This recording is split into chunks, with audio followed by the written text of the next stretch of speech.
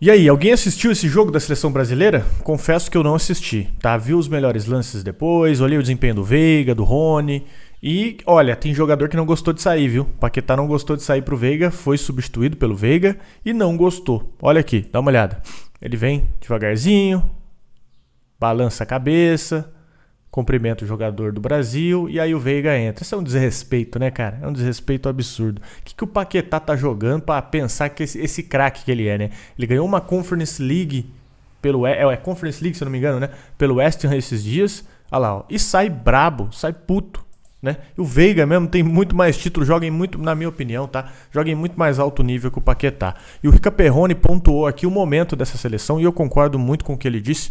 Vamos juntos aqui analisar e comentar em cima também, mas cara, é inacreditável, né? O Paquetá que fez uma Copa do Mundo assim, vergonhosa, né? A gente não sabe se o Paquetá é volante, se ele joga mais recuado, se ele é meia, se ele joga aberto na seleção. É inacreditável. Eu morri de rir. Indo pro jogo, aí tem uma série de. Tem o terceiro fator maravilhoso. O que o presidente, o Edinaldo, estava fazendo no banco de reserva do Brasil? Alguém pode me explicar isso? Porque não é o lugar do presidente. O que o presidente estava fazendo ali? A impressão que eu tenho, cara, cada dia que passa é pior do Edinaldo. E hoje me passou a impressão de ser. Sabe aquele cara deslumbradinho com o cargo? Aquele cara que acabou de ganhar uma possibilidade de aparecer ou de estar em algum lugar que ele nunca esteve e tal, não sei o quê. E ele quer estar ali pra mostrar pros parentes, ou sei lá, sabe aquele velho que virou síndico do prédio? É muito louco. O que ele tá fazendo no banco de reservas da seleção brasileira? Filmando os jogadores, o treinador, ele tá do lado. Que caralho que ele tá fazendo ali? Enfim, tamo fodido. Neste processo todo vem o jogo, né? Que na verdade é um pano de fundo. E o jogo já começa ruim na medida que você olha para a arquibancada e vê a seleção brasileira jogando para o estádio vazio. Isso já é um erro estratégico bizarro. Primeiro, entendo que hoje as seleções não são mais nenhuma, não é do Brasil. Cara, uma coisa que a CBF poderia ter feito, né? Traz esse jogo pro Maracanã, faz um mistão aí de Atlético Mineiro, de Flamengo, de Palmeiras, já que não tá valendo nada mesmo, essa é a real. A base da seleção tá definida, esses caras que estão sendo convocados aí é puramente só pra, abrir aspas, gringo ver, né? Gringo e brasileiro ver, se for pra chamar atenção, pra querer unir o brasileiro, faz um negócio no Maracanã aqui, traz pra cá, joga aqui. Por isso que ninguém se sente mais identificado com a seleção brasileira, cara. Não rola mais. Brasil. Nenhuma delas é o atrativo que foi antigamente. Por quê? Porque antigamente a seleção era a possibilidade que você tinha de ver os melhores jogadores daquele país jogando juntos. Hoje, os melhores jogadores das seleções jogam juntos em 4 ou 5 clubes europeus. Então existe um atrativo maior. Então é mais barato e mais fácil um espanhol pagar para ver o Real Madrid. Ele vai ver mais jogadores de seleção do que se ele ver a seleção de qualquer outro país jogando.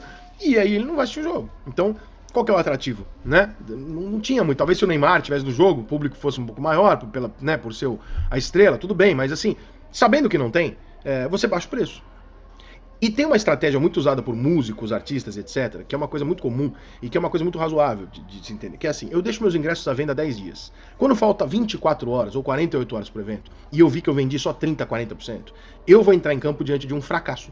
Todo mundo vai ver que as pessoas não têm interesse no meu espetáculo. O que eu faço? Eu distribuo os ingressos na cidade.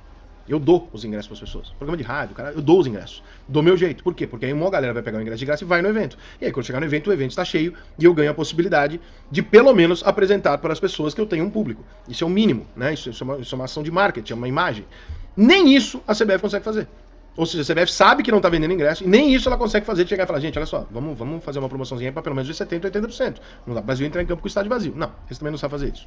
Talvez a Anitta possa ajudar a seleção brasileira, porque ela trabalha com música, então talvez ela consiga dar uma dica pros caras. Aí vamos pro jogo.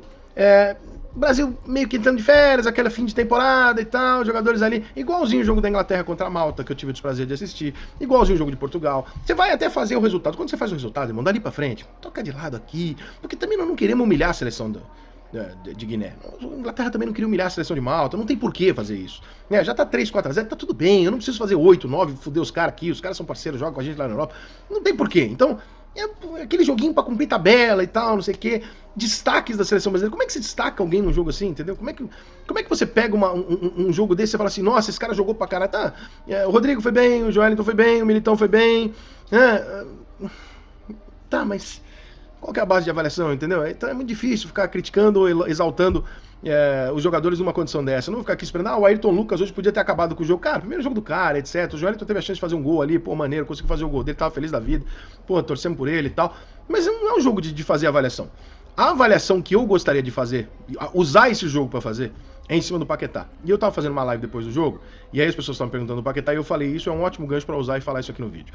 Eu acho que o Paquetá na seleção brasileira, ele tá ficando, sem que ele perceba, na intenção de ser extremamente útil, ele é extremamente útil e versátil, o Paquetá tá virando aquele jogador que na seleção brasileira ele joga em todas as posições e não é jogador de nenhuma. Isso é uma merda pro Paquetá.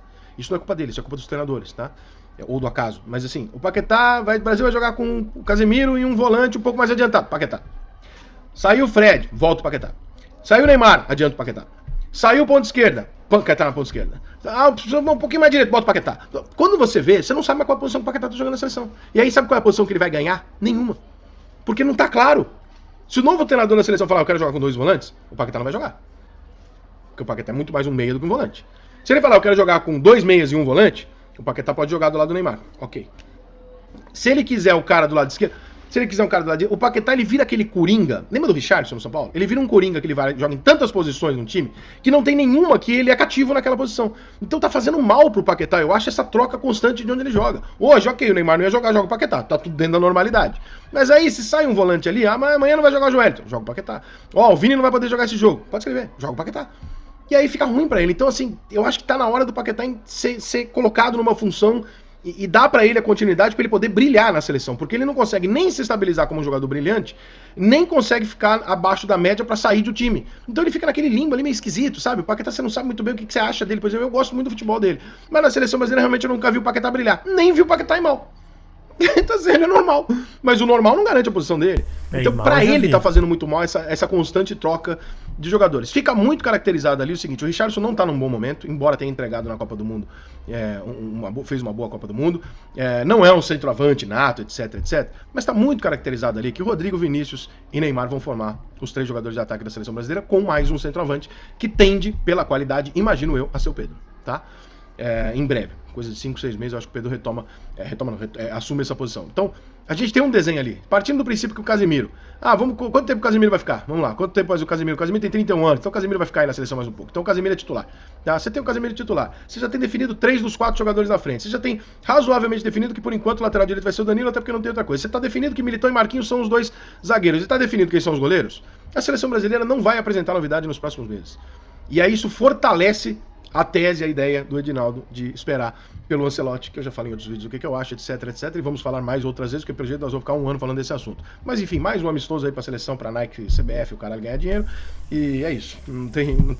Exatamente isso, cara. Foi só pra encher os bolsos, né? Essa é real. E agora fica a questão. Será que realmente os jogadores que jogam aqui no Brasil são um abismo? Assim, são muito ruins dos que jogam lá fora? Você acha que o Veiga não daria conta? Você acha que, por exemplo, o Pedro ou o Gabigol do Flamengo não pode ser titular no lugar do Richarlison? Que, falou que a 9 é dele. Você viu que vergonhoso o Richarlison ontem na frente do gol. Nada contra o Paquetá, tá? Nada contra o Richarlison. São excelentes jogadores, são um ótimo jogador. Mas, cara, a gente tá com uma safra aí de uns caras pensando que são Romário, sabe? Que são Rivaldo. Cara, menos, né?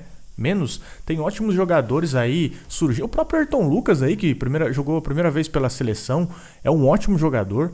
Será que tem realmente esse abismo dos jogadores que jogam aqui no Brasil pros caras lá da Europa? O próprio Veiga, pra mim o Veiga já deveria ter chance aí faz tempo.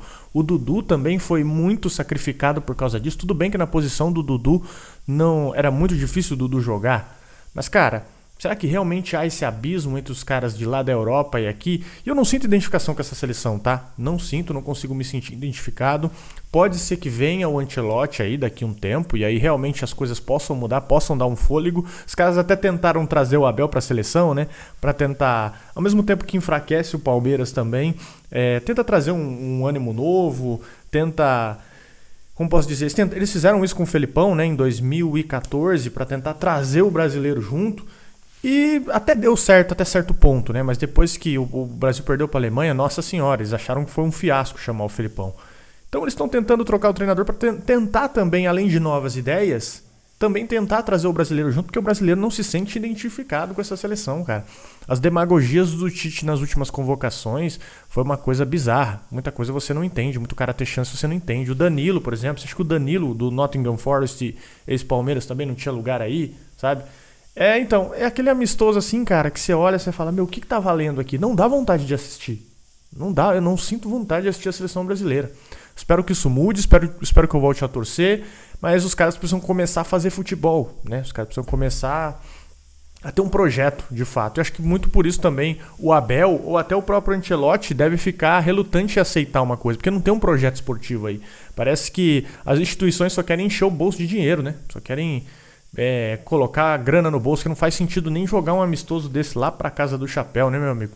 Era muito legal, muito mais legal lotar o Maracanã aqui, faz um mistão de Flamengo, Atlético Mineiro e Palmeiras, você lota o estádio, né? Mas enfim, comenta aí o que você acha a respeito. Paquetá não gostou de sair também, né? Comenta aí o que vocês acharam aí. Enfim, é aquele amistoso que não vale quase nada, né? Deixa aí, não vale nada, essa é a real. Deixa aí nos comentários aí. Se inscreve no canal, tamo junto. Valeu!